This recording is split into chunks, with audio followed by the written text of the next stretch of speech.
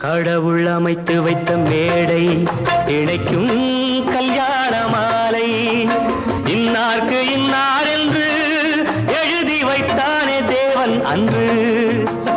இன்னார்க்கு இன்னார் என்று எழுதி வைத்தானே தேவன் அன்று ஆண் கிளி இரண்டுண்டு பெண் கிளி இரண்டுண்டு அங்கேயும் ஆசை உண்டு அதில் ஒரு பெண் கிளி அதனிடம் ஆண் கிளி இரண்டுக்கும் மயக்கம் உண்டு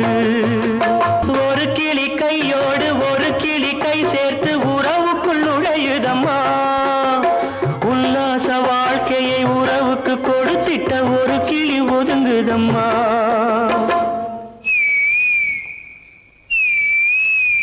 அப்பாவியான் கிளி தப்பாக நினைத்தது அப்போது புரிந்ததம்மா அது எப்போதும் கிளி அல்ல கிணற்று தவளைதான் இப்போ